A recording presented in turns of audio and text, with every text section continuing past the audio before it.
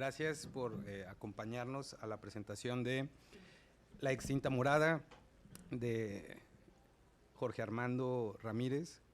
Jorge, pues es maestro de aquí de nuestra universidad y también es parte del consejo editorial de el sello de Primer Cuadro, que es el sello editorial de la Universidad Metropolitana de Monterrey.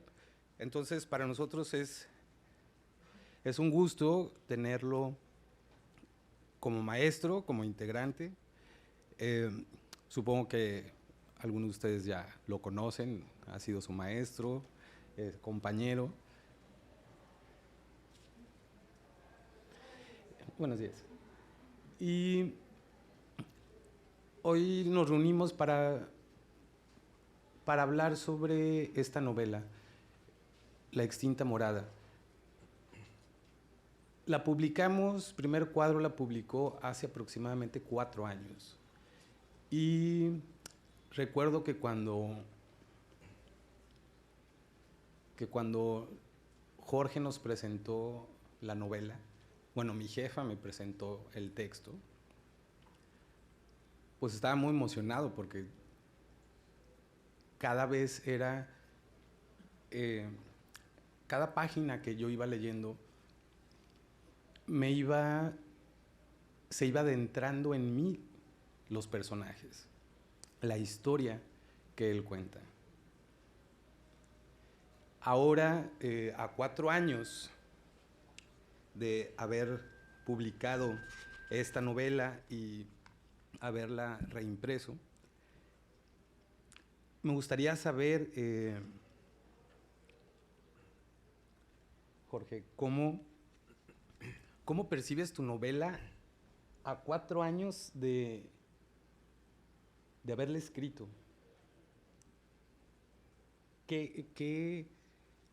¿Cómo la lees ahora? ¿Qué nos puedes decir al respecto? Okay. Hola, ¿cómo están? Gracias por estar presentes en este evento. No se salvaron de asistir, ni modo.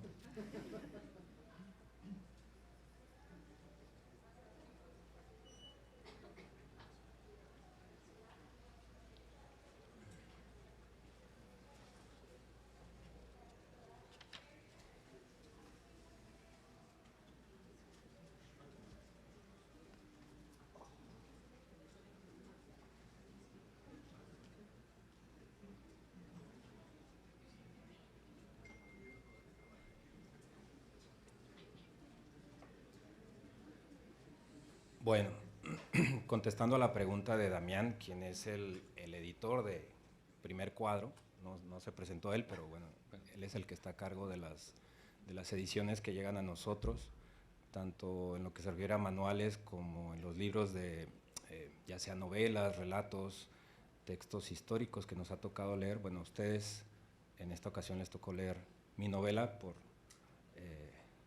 un infortunio, ¿verdad? Pero contestando a la pregunta de Damián, ¿cómo leo mi propia obra después de 4 años? La verdad no la había leído hasta ayer, o sea, no la había leído desde entonces, desde que se la entregué a Damián, que por cierto él ya les podrá platicar sobre ese proceso que vivimos cuando yo le entregaba el texto y él me decía, bueno, pero hay que hacer estas correcciones o hay que hacer estas modificaciones, y bueno, fue un tira y afloja, ¿no? Pero aparte de eso, pues yo ya no la había vuelto a leer, entre otras cosas porque su escritura me tumbó, ¿no? O sea, quienes ya la leyeron, que supongo la mayoría, y si no, pues qué mentirosos en sus borradores de reseña, ¿verdad? Si ya la leyeron, pues habrán notado que hay escenas fuertes, ¿no? O sea, hay escenas en donde creo yo que,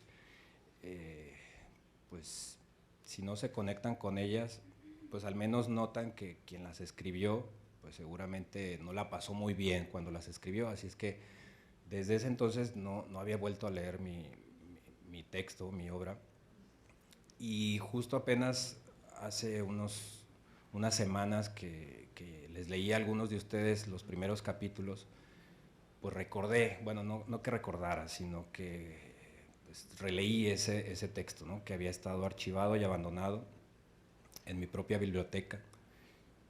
Y bueno, para responder a esa pregunta, creo que viene bien un pequeño rodeo, ¿no?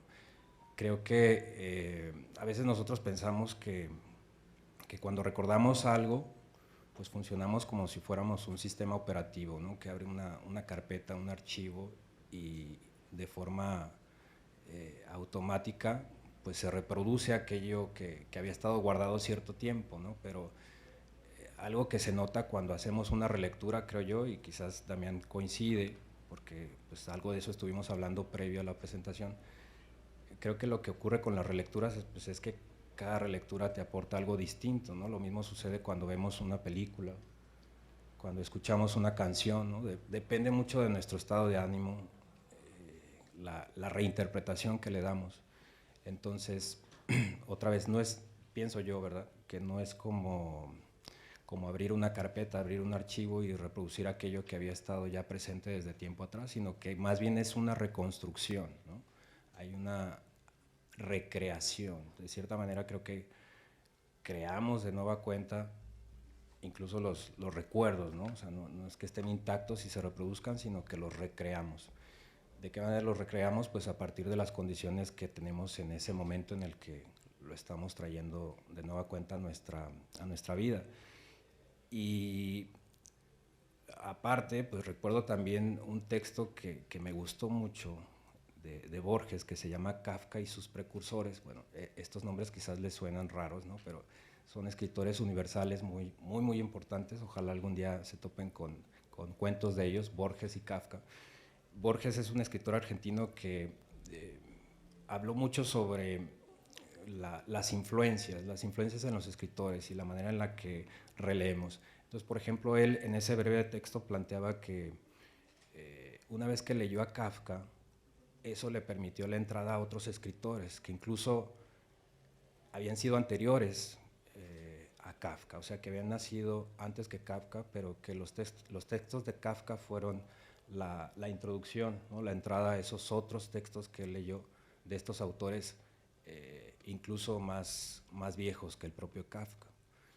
Y bueno, en ese sentido, yo a veces me he cuestionado sobre ciertas lecturas que llevo a cabo ahorita en esta etapa adulta, ¿no? Anciana, y a veces me lamento por no haber leído cierto texto, cierto libro en una época más temprana, ¿no? Sobre todo si se trata de estos textos de iniciación que se llaman Bildungsroman, ¿no? Es las novelas de iniciación. Me he topado con algunas que pues de cierta manera yo me reprocho el no haberlas leído en cierto momento porque pudieron haber sido decisivas para mi formación.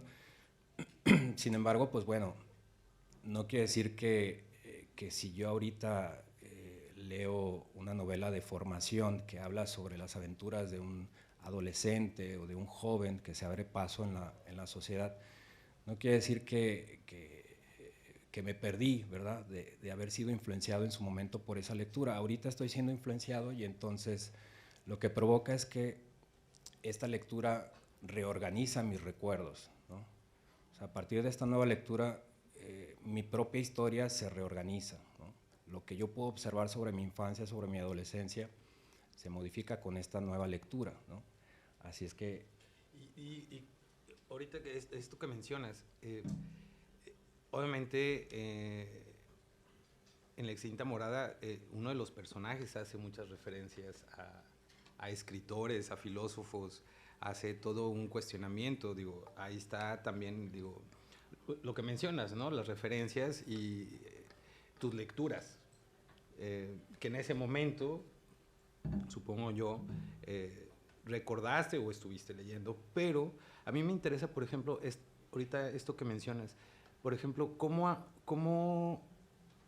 ha sido trabajar tu obra a 4 años y trabajarla con alumnos?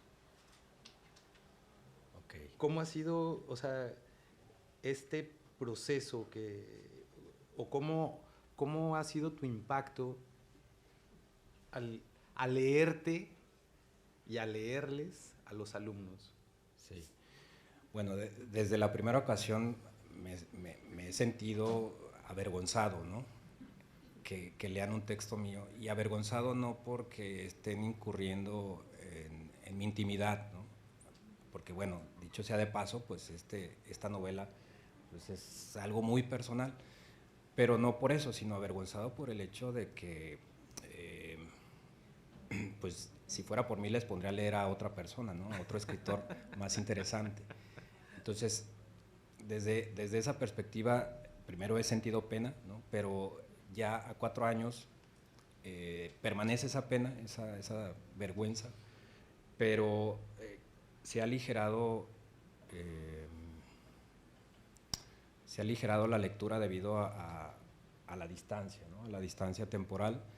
Pues lo veo ahora de cierta manera más impersonal, no como si fuera mío, sino que bueno, tocó leer esto, ¿no? Eso es lo que me ha pasado, que ya no siento que es mío, como que ya ahí está el libro, a diferencia de lo que ocurrió cuando se leyó y que justo acaba de salir de imprenta, ¿no? Porque, bueno, una de las cosas que sucede cuando un escritor saca su libro o sale su libro a la luz, no suelta la obra, es decir, se sigue apropiando y sigue siendo dueño de, digo, literalmente sus derechos de autores, de autoría, su derecho moral son de él. Pero a lo que me refiero es de que muchas veces los autores no quieren que se interprete su obra.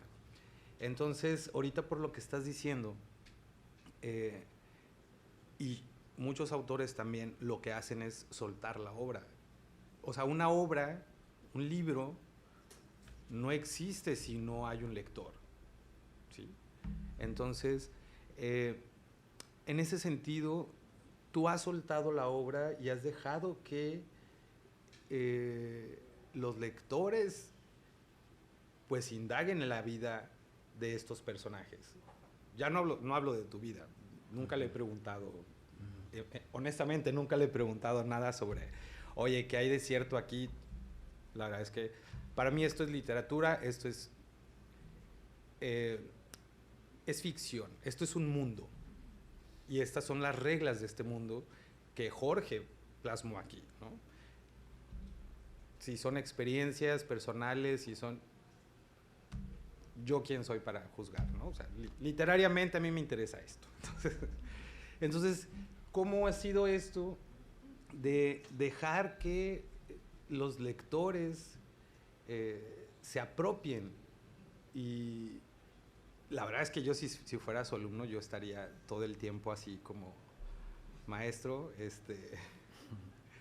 aquí ¿por qué habla tanto de esta cuestión? ¿Por qué critica la sociedad? ¿Por qué critica esta forma? ¿Qué le pasaba al personaje? O sea, ¿por qué? No sé, yo tendría muchas preguntas. Y creo que como lectores eso es lo que pasa cuando uno se enfrenta a un texto, ¿no? Empieza a dialogar con el libro, empieza a dialogar con los personajes, empieza a cuestionar a los personajes, empieza a cuestionar hasta el autor también de por qué lo va llevando hacia tal lugar o hacia tal, hacia tal destino. Yo sí sería ese alumno. Bueno, yo siempre fui un alumno muy preguntón, entonces por eso los maestros no me querían, porque todo cuestionaba a todo momento. Pero esto, el dejarles, el decirle a los alumnos, aquí está, ¿qué ha pasado con ellos, con los alumnos? ¿Cómo has visto, tú como maestro y tú como autor, cómo has visto el recibimiento de esta obra? Bueno, me he sorprendido en varias ocasiones. Ahorita en este tetramestre, pues creo que todavía faltan varios de leer la novela, ¿no? Estamos todavía en los borradores y muchos hicieron sus borradores a partir de ciertos capítulos y me di cuenta, ¿no? Pero aún así, los que ya la leyeron y que me han retroalimentado, la mayoría ha coincidido en lloré, ¿no? Eso es lo que más he escuchado, lloré. Y ahorita no está una exalumna que la invité, pero no pudo venir. Esta exalumna, digo, para darles un ejemplo de la sorpresa que me llevé, esta exalumna pues lo leyó la ocasión anterior, o sea, hace 4 años. Ella no estaba llevando clases conmigo, o sea, lo compró por interés propio, porque supo que yo lo había escrito, y me escribió un correo. Hola.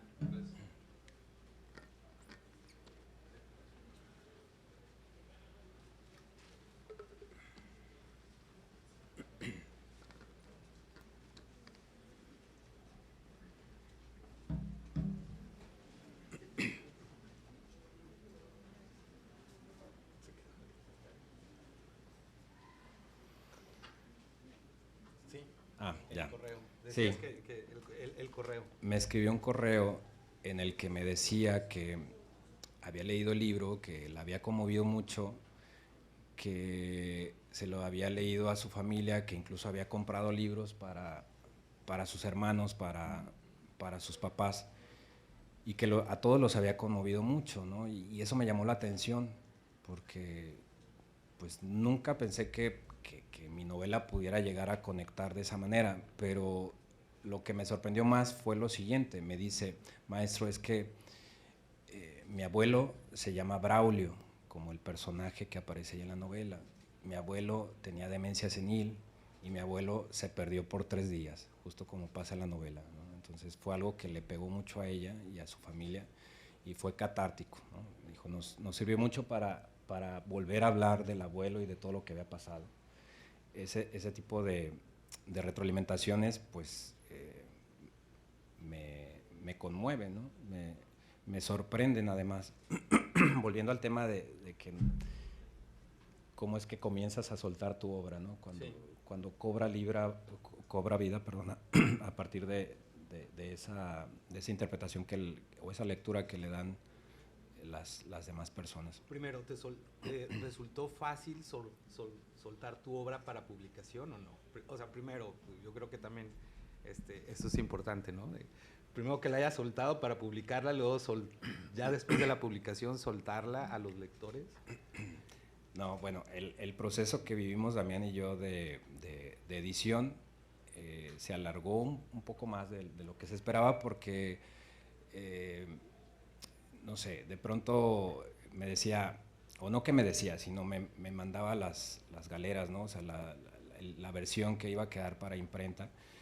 Y yo notaba que, por ejemplo, unas simples comillas que eran españolas y que se diferenciaban de otras comillas que eran inglesas, pues se habían unificado y ya nada más había inglesas y no españolas, ¿no? Y yo le decía, no, es que si hay una diferencia, hay una función que cumple cada una de ellas, ¿no?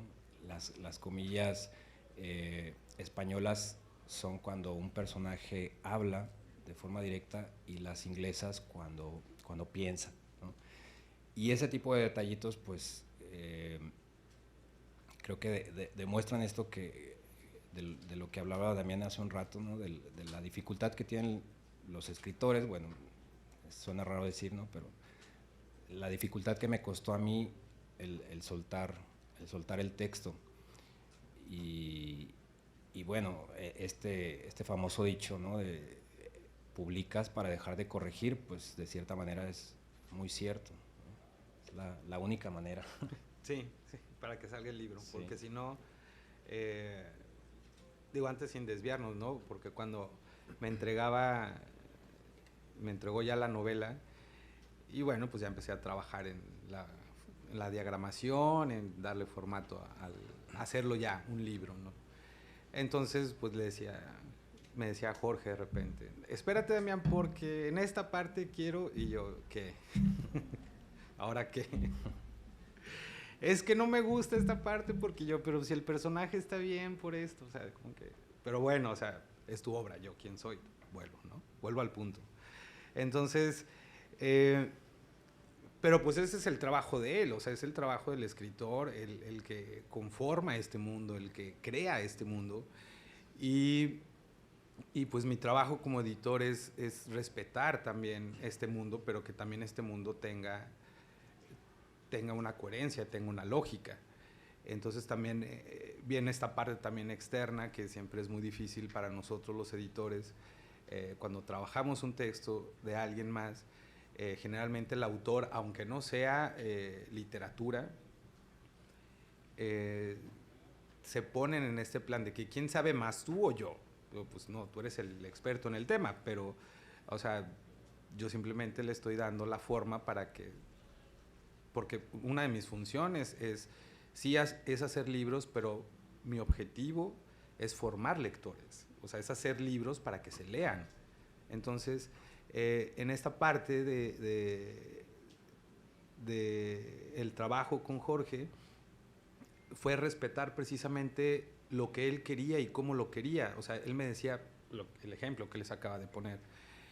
Y yo decía, bueno, está bien, o sea, es así, hagámoslo así, ¿no? Y luego de repente me decía, no, es que, ¿sabes qué? Quiero que en el final termine mejor de esta manera. No sé si te acuerdas. Y de que, no, mejor, no, ahí tengo otra versión. Entonces ya hasta que le dije, no, Jorge, ¿sabes qué? O sea, ya, o sea, no te chifles, ¿no? O sea, no te chifles porque si no, este libro no va a salir. Y es lo que decía él, o sea, es que tienen que soltarlo primero. O sea, y creo que eso también, yo no soy escritor, cuesta soltar, incluso a mí me cuesta soltar un libro a imprenta. O sea, ya es como, ya lo leí 5 veces y es como, no, es que creo que todavía hay cosas que corregir, ¿no? Entonces, pues uno también tiene que empezar a dejar, a soltar. Y hablando precisamente de esto, de dejar y de soltar, volviendo a esta parte, o sea, ¿cómo ha sido el haber soltado este libro hace 4 años, el haberlo retomado? ¿Cambiarías algunas cosas? ¿Incluirías algunas cosas? Porque yo ayer releí la novela, bueno, la he leído no sé cuántas veces, muchísimas veces la he leído, y lo que le platicaba a Jorge es que cada vez que hago una lectura de la novela cada vez va entrando más en mí y creo que me pesa más todavía, me sigue pesando la historia. Y me refiero a que me sigue pesando en el sentido de que me duele, cada vez me duele más ver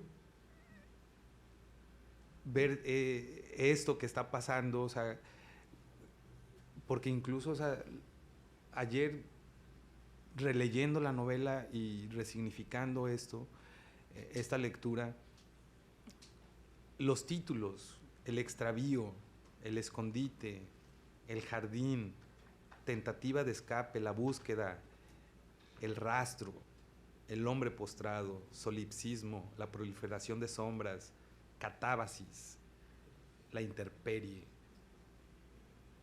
Son palabras muy fuertes. En sí son palabras muy fuertes y que en sí ese significado que tiene cada una de las palabras está muy bien seleccionado para cada capítulo, porque tiene ese contenido, al menos yo como lector, y eso hacía que, yo no sé si les ha pasado a ustedes que cuando a veces releen un libro, encuentran cosas distintas. Hay cosas en las que uno dice, no me había dado cuenta de esto, no sabía, ahora entiendo. Entonces, ayer que estaba leyendo, releyendo la novela, hubo cosas que me llamaron mucho la atención, pero solamente quiero señalar una, y que lo que decía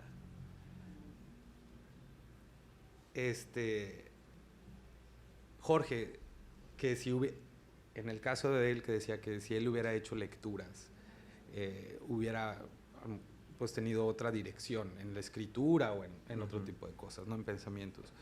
Pero también hay cosas que incluso no tienen nada que ver con uno, pero, por ejemplo, hay una frase que que me gustó, dice, en vano pretendiste granjearte una posición mínimamente holgada en un ámbito laboral más próximo a tus intereses.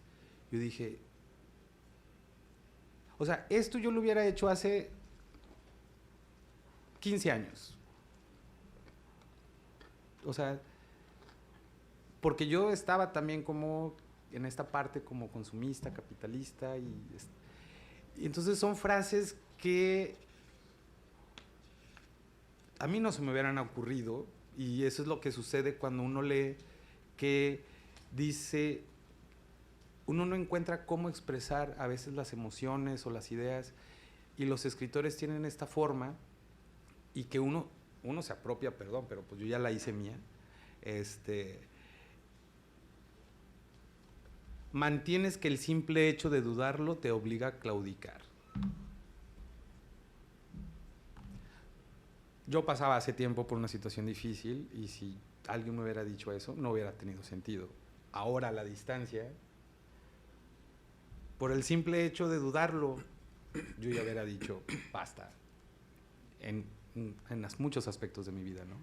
Y eso es lo que pasa cuando uno relee también, porque uno lee, cuando uno lee, lee con todas sus experiencias de vida, lee con todas sus historias de vida, lee con todas sus lecturas, ¿sí?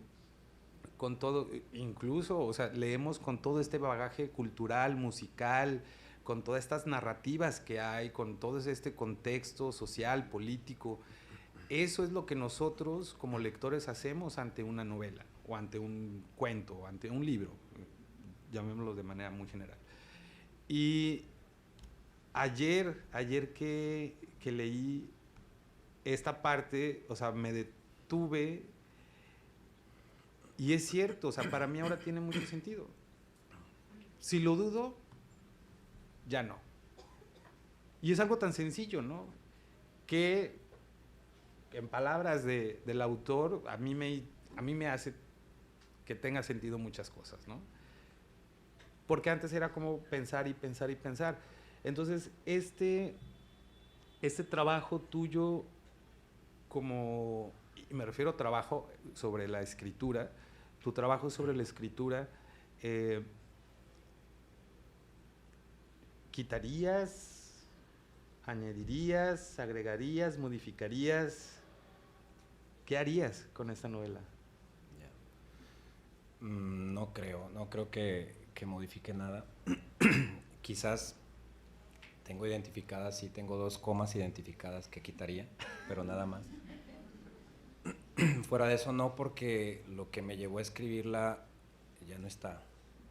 O sea, fue parte también catártico, y entonces pues esa pulsión, ese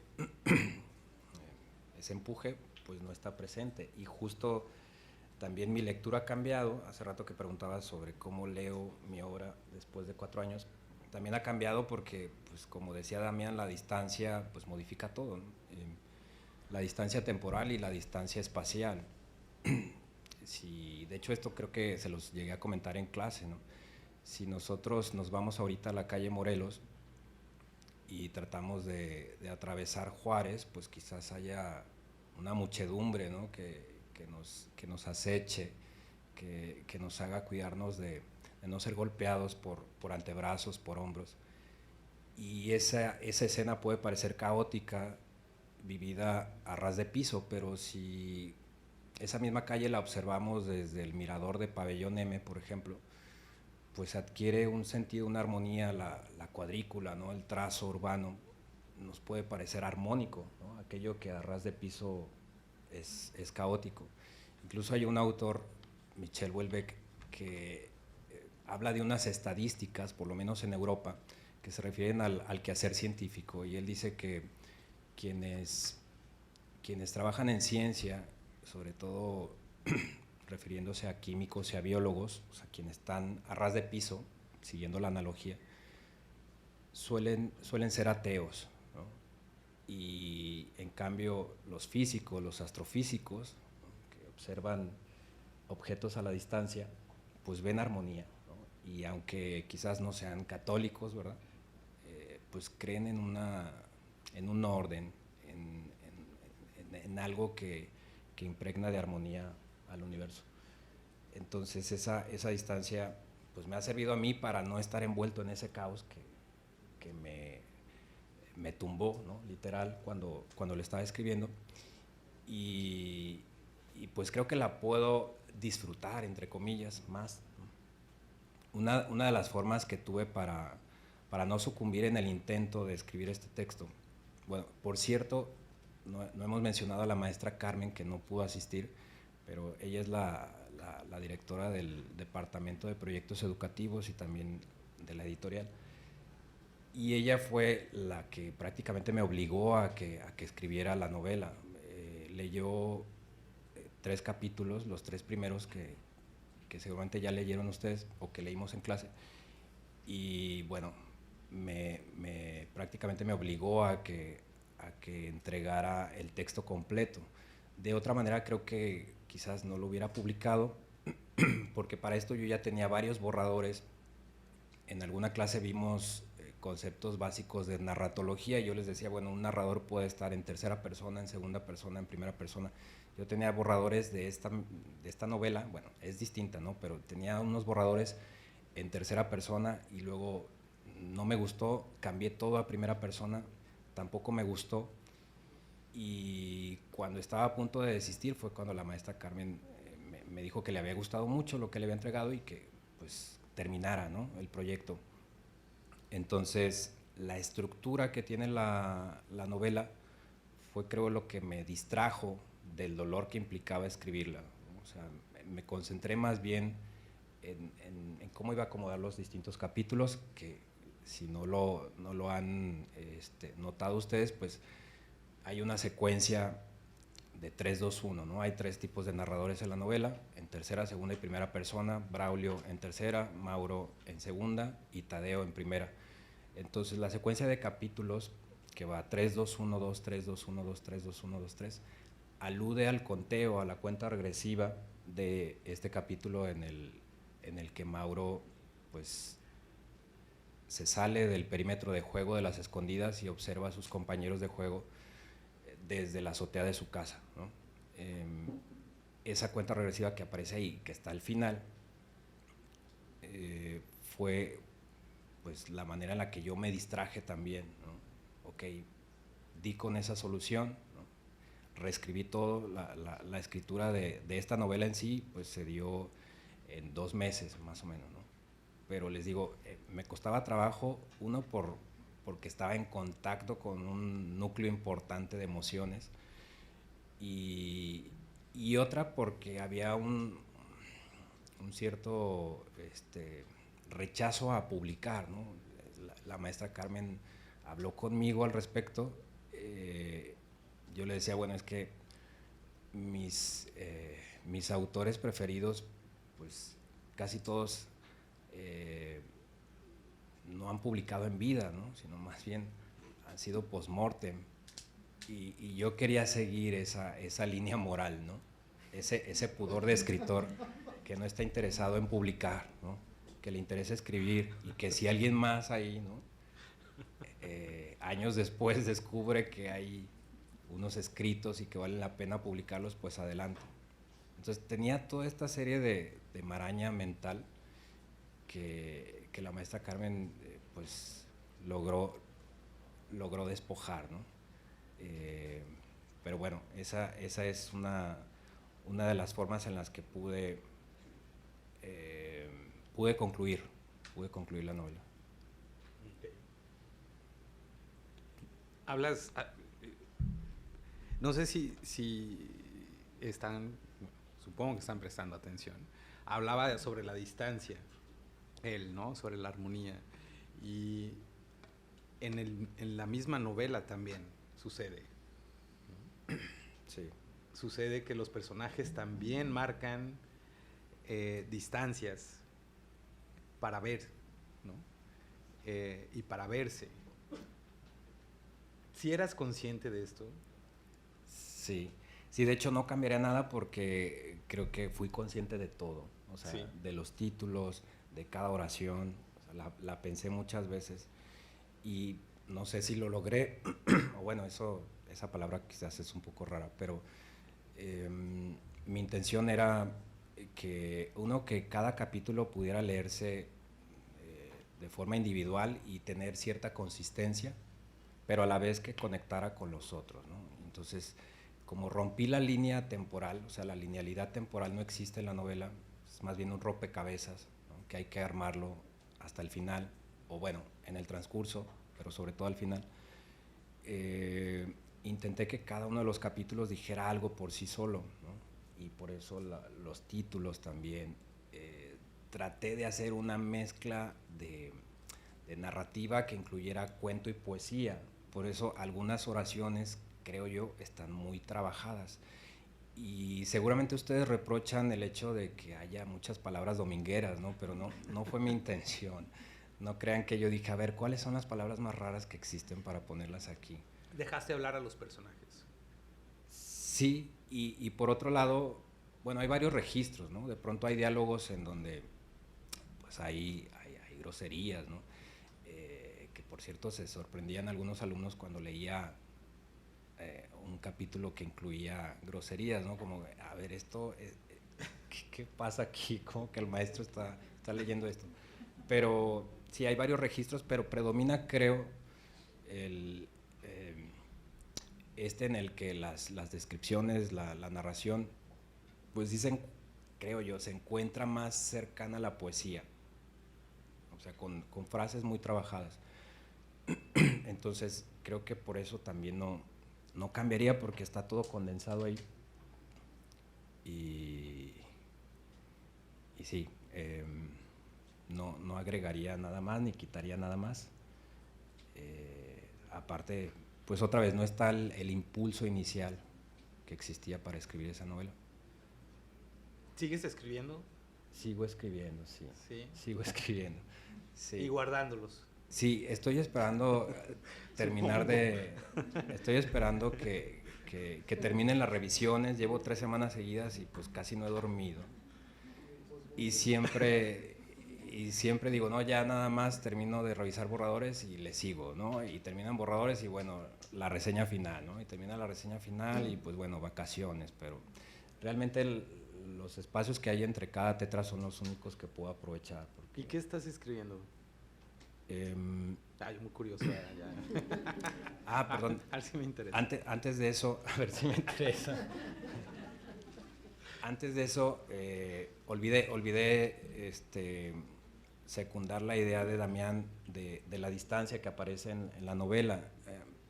Quizás recuerden un capítulo en el que Mauro decide abandonar la universidad y entonces emprende el viaje a la comunidad, ¿no? Y en este largo viaje, pues hay una pasarela de elementos que él observa detrás de la ventanilla del camión y entonces se pone a reflexionar sobre la vertiginosidad de las líneas discontinuas que hay en la carretera en contraste con la lentitud con la que pasan los cerros, ¿no? Y entonces ahí hace una especie de conclusión, ¿no? A partir de la distancia espacial, ¿no? Las líneas discontinuas pues están justo al lado de él y pasan desde su perspectiva con mucha rapidez, en cambio los cerros parecen estar ahí casi que inmutables. Entonces sí está presente esa idea de la distancia espacial. Incluso hay una frase por ahí que se tomó también como parte de la publicidad hace 4 años, ¿no? Que hace referencia a que la objetividad, bueno, parafraseándome, que la objetividad la podemos observar en el movimiento de rotación de la Tierra, ¿no? O sea, la Tierra girando sobre su propio eje, pero la subjetividad pues se da cuando la persona gira en torno a sí misma. En fin, bueno, sí hay varias ideas ahí sobre la distancia espacial y temporal. Y regresando ahora a la pregunta de si estoy escribiendo algo, sí, cuando puedo, casi todo lo hago, casi todo lo que tengo escrito es mental, es mental, por este impedimento que tengo, ¿no? No es queja ni nada, no me estoy, no vine aquí a hablar sobre carga de trabajo ni nada de eso, pero bueno, creo que el trabajo de escritura requiere mucho tiempo, ¿no?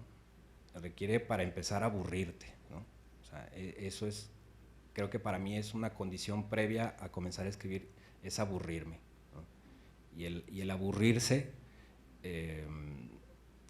que por cierto es tema de mi tesis, ¿no?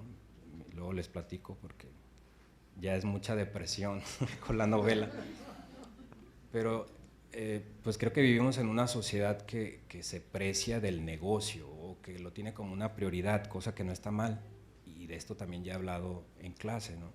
Pero el negocio es la negación del ocio, ¿no?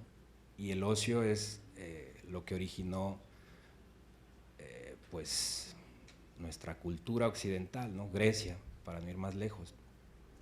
Así es que de entrada yo requiero aburrirme, estar de ocioso, no hacer nada, y a partir de una disposición afectiva, de un estado de ánimo, puedo comenzar a escribir, pero esta etapa previa pues no se logra con pendientes académicos, ¿verdad? Ni escolares. Entonces sí estoy mentalmente escribiendo, comenzando a escribir, al menos la idea ya la tengo, ya tengo la última frase con la que cerraría la novela, ya tengo el título y más o menos el primer capítulo, ¿no? Pero bueno, es sobre, a ver si no suena raro, de por sí ya me han de ver raro con la novela, ¿verdad? Pero es sobre una comparación entre la reproducción biológica y la creación estética, ¿no? Una constante analogía entre unos personajes que están tratando de tener un hijo, ¿no? Y a la vez el protagonista pues siente que está embarazado de una obra, ¿no? De una novela. Entonces es una constante comparación entre qué ocurre en esa etapa de gestación y cuáles son las diferencias entre la poiesis, o sea, la creación estética, y la reproducción, que ya de entrada el término reproducción, ¿no? Algo que en términos literarios sonaría plagio incluso, ¿no? Reproducir, clonarse, ¿no? Y bueno, en torno a esto, la novela se llamaría Phalaris. ¿Phalaris? Phalaris, sí, a ver si no la cebo, ¿no? Por dar tantas pistas, pero sí. Phalaris aparece, por cierto, en esta novela de La extinta morada. Phalaris fue un tirano en Roma que cocinaba en el interior de un toro de bronce, cocinaba a los presos, ¿no? O sea, a los extranjeros, presos de guerra, los metía en la barriga de un toro de bronce, les prendía fuego, ponía leña abajo y los prendía, y entonces por los orificios de la nariz de este toro de bronce, el llanto, los gritos de los que eran cocinados, pues salían por ahí a manera de música, ¿no? O sea, para el tirano era pues un acto estético, ¿no? Porque ese dolor, lo que él recibía de ese dolor, pues era más bien una música, ¿no? Entonces el protagonista de esta obra, de esta novela en ciernes, intenta escribir su novela, pero es un académico que le falla la creatividad, ¿no? O sea, que está acostumbrado a hacer reseñas, ¿no? A hacer estudios críticos sobre obras ajenas, pero se enfrenta a la poiesis, no a la reproducción. Entonces sería un poco, bueno, no sería, pero esto que mencionas, aquí en Extinta Morada también haces una crítica a esto, ¿no? Sí. A los académicos, cómo están quienes se dedican a la investigación, a la academia rigurosa, digámoslo así, ¿no? A la investigación, también haces una crítica, entonces ahora es como, ¿quieres cambiarle el giro ahí? Sí. ¿Sí? Pues de cierta manera, o sea, más bien porque me sirve el hecho de que sea un académico torpe, creativamente hablando, ¿no? Okay. Para que se enfrente a esas dificultades. Pero bueno, ese es el caso. El protagonista entonces quiere escribir una novela, pero como no tiene creatividad, dice, bueno, lo más fácil es reproducir algo que ya exista. Entonces comienza a observar a un bibliotecario de su universidad Dice, este va a ser mi protagonista, ¿no? Y le llama Falaris, ¿no? Y dice, entonces a ti te voy a hacer sufrir, ¿no? Voy a hacer que tú quieras tener un hijo, no soy yo, tú vas a querer tener un hijo y no lo vas a lograr, ¿no? Pero entonces teme que por una rara invocación, al escribir eso, él sea, ¿no?, contaminado con ese maleficio. Y bueno, la idea general es que la esposa de este escritor, de este académico, termina, bueno, ya estoy diciendo toda la novela, ¿verdad? Sí, ya me a decir, ya no le escribas, ya mejor sí. Hacemos un podcast aquí. Sí, un podcast. En vivo. Bueno, termina con el bibliotecario, ¿no? O sea, con el que había creado como protagonista, el que iba a hacer sufrir.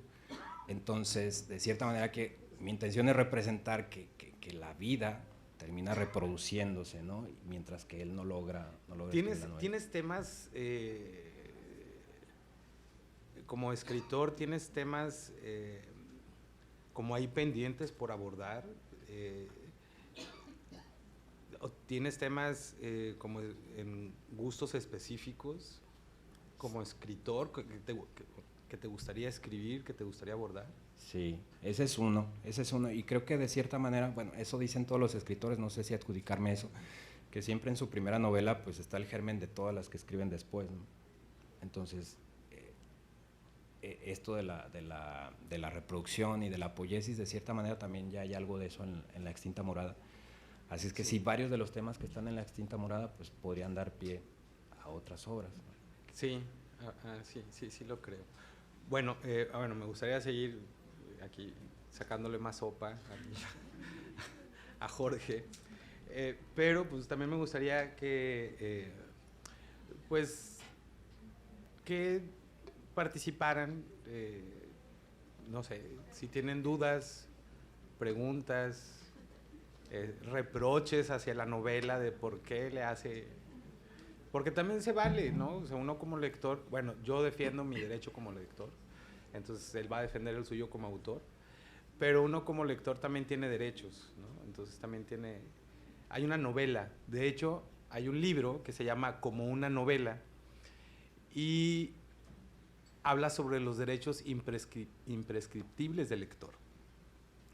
Y uno de los derechos que uno tiene como lector es, bueno, son 10. Entonces, les recomiendo, es una novela, la verdad, pequeña, breve, y yo me valgo de uno de estos derechos que dice Daniel Pennac, de, pues, uno hace con la obra lo que uno quiere, ¿no? Entonces, creo que ahorita es el momento creo que es el buen momento para dialogar o preguntar, cuestionar dudas que tengan sobre la novela. ¿Sí? ¿Por qué surgió el nombre de Mauro?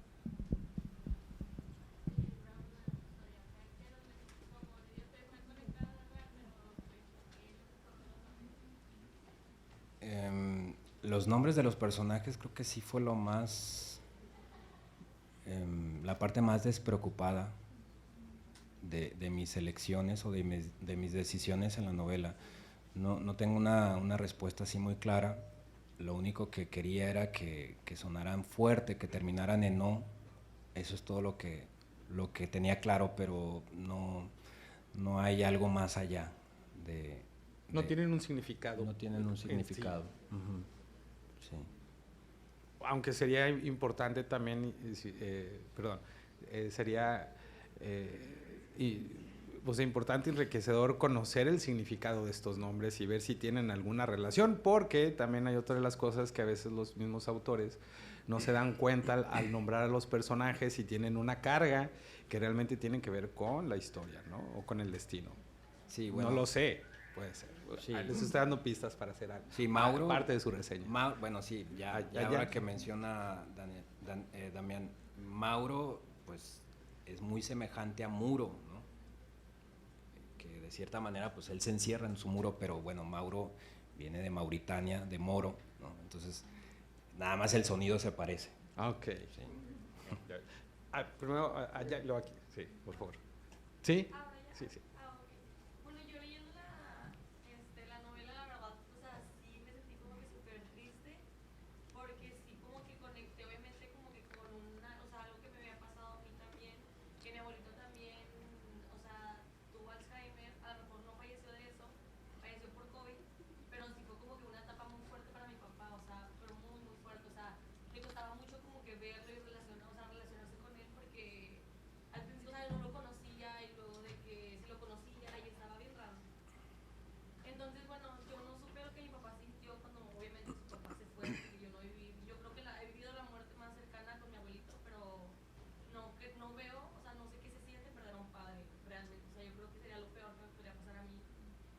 no sé, o sea, solamente me daban muchas ganas de abrazar a Mauro, o sea, como que verlo así de que tal niño, o sea, para mí era como, ay, no sé, como que sentí, obviamente yo sabía que era su novela y yo sabía que hablaba de usted y como que sentí como mucha compasión, entonces no sé si usted quería causar eso en el lector o qué es lo que quería causar, o sea, o no sé cómo explicarlo.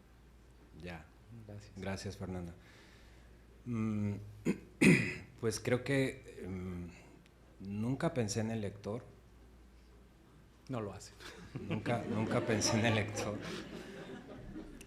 Creo que hay muchas pistas ahí de que soy medio autista, ¿no? Entonces, jamás pensé en el otro. Pero, por otro lado, en lo que se refiere a lo literario, a lo estrictamente literario, dejando de lado que, pues sí, yo perdí a mi padre, ¿no? Dejando de lado eso, me parecía una buena opción mostrar cómo Mauro pues queda sin ascendencia, ¿no? O sea, no tiene ya padre y madre, ¿no? Y tampoco tiene descendencia. Entonces, eso pues hace que se pierda la verticalidad, ¿no? Y estamos más bien en un terreno horizontal, una especie de limbo, y ese limbo está presente en toda la novela, ¿no? Y de hecho la idea, el concepto que yo tenía era de que pues la novela fuera entrópica, o sea, que fuera una muestra de una decadencia progresiva en todos los personajes, y todos de hecho terminan de forma horizontal, ¿no? Braulio porque muere, Mauro por los ataques de ansiedad que tiene, que lo llevan al piso, y Tadeo pues termina postrado en una cama también, ¿no? Entonces, sí hay mucha referencia, incluso el hombre sedente, que no sé si lo ubicaron o si se lo imaginaron o cómo se lo imaginaron, pues también nos habla de una postura sedente, ¿no? O sea, está abandonando la verticalidad, el ser bípedo, ¿no? El estar erguido en dos pies. Así es que toda la novela era una especie de analogía de esta caída, ¿no? Una especie de caída progresiva. Y el hecho de que hubiera un capítulo en el que se describiera esa pérdida del padre, ¿no? Pues tiene toda una implicación filosófica, ¿no? La muerte del padre, la muerte del principio, ¿no? Eh, para los filósofos escolásticos, Dios es el primer motor, ¿no? El que mueve sin ser movido. Pero entonces, si tú no tienes ese primer motor, ¿no? Quería ver qué pasaba con Mauro en esa horizontalidad. Y creo que esa fue la manera de demostrarlo. Bueno, si no intelectualmente, sí emocionalmente. Que se sintiera esa vulnerabilidad, ese limbo en el que está el protagonista. Adelante. Bueno, primero, yo creo que de los editores, así como también describen a los escritores muertos, porque pueden cambiar las comillas españolas por inglesas y no les van a decir nada, ¿no? Pero bueno. Lo estoy haciendo ahora. Segundo, hablas de Fátima, hablas que muere de preeclampsia, Preeclampsia, sí. pero no dices qué pasó, si también muere el bebé o no muere el bebé, si hay un hermano o no hay un hermano, qué pasa ahí. Sí, no hay, hay puntos que no se desarrollan tanto, sino que son más bien implícitos. Por ejemplo, hay un momento en el que Mauro está en el cuarto de Braulio, y recibe una llamada, y entonces al levantarse a contestar de forma inmediata choca con una cuna vacía, ¿no? Entonces esa cuna vacía pues te habla de que pues, murió, ¿no? Creo que también otra parte que yo traté de trabajar en mi novela es que, a pesar de que hay muchos adjetivos, ¿no? Alguien podría decir que está sobreadjetivada mi novela, ¿no? A pesar de eso, creo que sí también hay mucho sugerido y no todo está descrito, ¿no? Creo. Sí, porque, digo, por lo que comentas, es que, digo, si analizamos digo, superficialmente, el extravío, ¿no? ¿Qué sucede? Que no hay un lugar, este personaje no tiene un lugar fijo, no hay un espacio fijo, ¿no? O sea, está deambulando, está buscando a dónde asirse, ¿no? Que es muy distinto con el escondite, hay un espacio específico.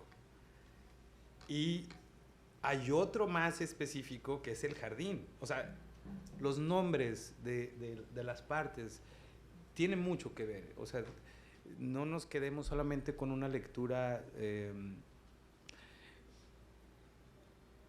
Bueno, voy a comentar algo, voy a ver si no es trampa para los maestros, a ver si no se quejan después conmigo. Que la literatura, lo que nosotros leemos es solamente la punta del iceberg. O sea, a veces nada más nos quedamos solamente con lo que vemos, ¿no? Entonces también hay que rascarle un poquito más y ver, por ejemplo, esto, por qué los nombres, qué pasa con los personajes. Y este trabajo que nosotros hacemos como lectores, pues es lo que nosotros vamos enriqueciendo, ¿no? Entonces, por eso les decía ahorita, o sea, haciendo como una especie de análisis muy superficial, cómo podemos ver los espacios, lo significativo que es en la novela. Eso lo puedo decir yo y después a lo mejor generalmente también los autores dicen, yo no hice nada de eso, ni vi nada de eso. O sea, porque esto es gracias a las lecturas, ¿no? A la interpretación que uno le da. ¿Alguien más quiere comentar? Sí, adelante.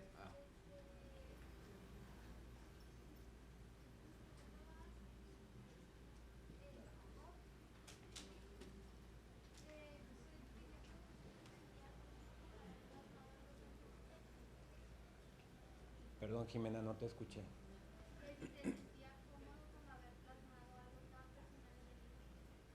Ya. No, pero lo resolví de cierta manera al momento de eliminar a los hermanos de Mauro, ¿no? O sea, no habría manera de provocar reproches, ¿no? Sí, y aparte pues también fue una solución estética, otra vez buscar que el protagonista esté lo más solo posible, ¿no? O sea, quería que estuviera presente eso, la horizontalidad, la soledad, ¿no? Y hace rato que Damián hablaba de los espacios, también no sé si notaron o si leyeron los epígrafes, que son estas citas que vienen al comienzo, pues también eso dice mucho, creo yo, o esa fue mi intención. Dice todo de la novela. El tercer epígrafe, que es de Novalis, un poeta romántico alemán, dice que la filosofía es en realidad nostalgia, un impulso de estar en todas partes en casa. Eso creo que refleja lo que ocurre con los tres protagonistas, ¿no? Porque, por ejemplo, la filosofía, si uno lee cualquier manual de preparatoria, de introducción a la filosofía, siempre se menciona el hecho de que la filosofía comienza con el asombro, ¿no? Pero el asombro, pues, es justamente lo contrario de la familiaridad, ¿no? O sea, algo te asombra porque te es desconocido, pero entonces luego el siguiente movimiento, pues, es el de apropiarte de ese objeto que se te presenta como sujeto, de familiarizarte con él, de darle un significado, ¿no? Y ese es el siguiente trabajo, ¿no? Que es pues, la generación de conocimiento, ¿no? Tratar de hacer un mapa sobre el terreno. Y bueno, esa búsqueda de familiaridad, por ejemplo, la vemos en Braulio, que por el hecho de no poder recordar, ¿no? De tener problemas con su memoria, pues está buscando la familiaridad en los espacios, está perdido, y hay un momento en el que en uno de los capítulos pues cree reconocer su propio barrio, ¿no? Porque ve ciertas coincidencias, hay una farmacia, hay una paletería, hay una placita, pues aspectos urbanos que se repiten, ¿no? En muchos barrios, sobre todo los de provincia. Y en el caso de Mauro, pues busca también esa familiaridad más intelectual, ¿no? Pero también hay mucha ironía, ¿no? Porque, por ejemplo, se va a una comunidad, ¿no? Con esta todo este ideal de cambiar al mundo, pero en realidad pues va huyendo, ¿no? O sea, de cuestiones personales. Y uno, creo que pues, se nota esa ironía, ese sarcasmo con el simple título, ¿no? Solipsismo. O sea, el capítulo dedicado a la comunidad se llama solipsismo. Solipsismo quiere decir esta corriente filosófica que establece que solamente existe uno, ¿no? O sea, que es imposible llegar a comunicarnos con el otro. Está plasmada en una sentencia de un sofista, un filósofo griego, Gorgias, que decía: nada existe, pero si algo existiera, sería incognoscible. O sea, incognoscible quiere decir que no se podría conocer. Y luego avanza, ¿no? En su silogismo, dice: pero si algo fuera cognoscible, sería incomunicable, ¿no? Esa es más o menos la base del solipsismo. Y eso es lo que le ocurre a Mauro estando en la comunidad, ¿no? Paradójicamente, la idea de comunidad pues contrasta con él encerrado, ¿no? Y coincide más con los autistas, termina conviviendo más con los autistas que con las personas de la comunidad.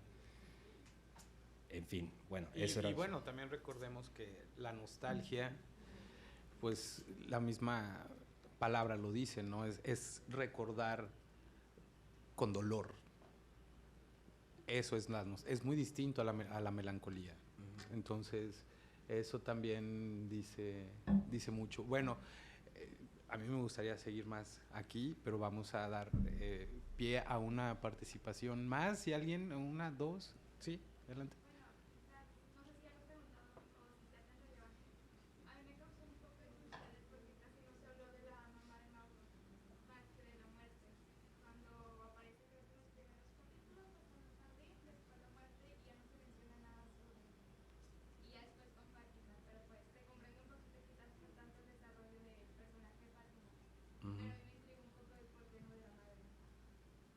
Sí, sí tienes razón, hay muy poca participación, yo lo supe de inmediato, ¿no? O sea, las mujeres ocupan muy poco espacio en mi novela, no por que sea heteropatriarcal, ¿verdad? Ni nada de eso, no me vayan a linchar.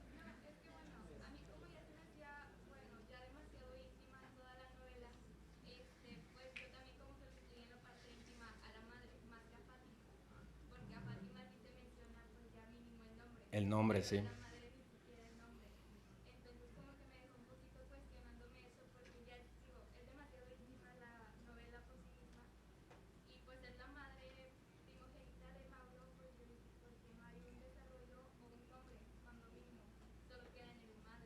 Sí. Sí, son muy pocas las apariciones de la madre de Mauro. En la novela una de ellas es cuando justo está por irse a la comunidad, que se lleva un legajo con sus poemas de adolescencia y unas fotos de la madre, ¿no? En una de ellas aparece bailando twist. Sí, pero pues sí, en parte también quería mostrar esa soledad de estos personajes, ¿no? Sobre todo porque, otra vez, la idea es, o el concepto era mostrarlos en su caída, en su decadencia. Y hablar de la madre, pues era todo lo contrario, ¿no? O sea, era la ternura, la sensibilidad. Entonces, quería despojar, quería desertificarlos, ¿no? Que estuvieran en soledad, que estuvieran lejos de las emociones, de la comprensión que podría venir de una madre, ¿no? Esa fue una de las razones por las que omití el mundo femenino.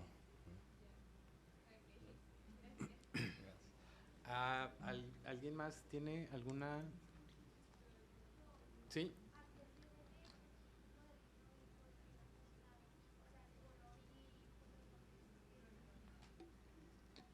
¿A qué se debe el qué, Jimena?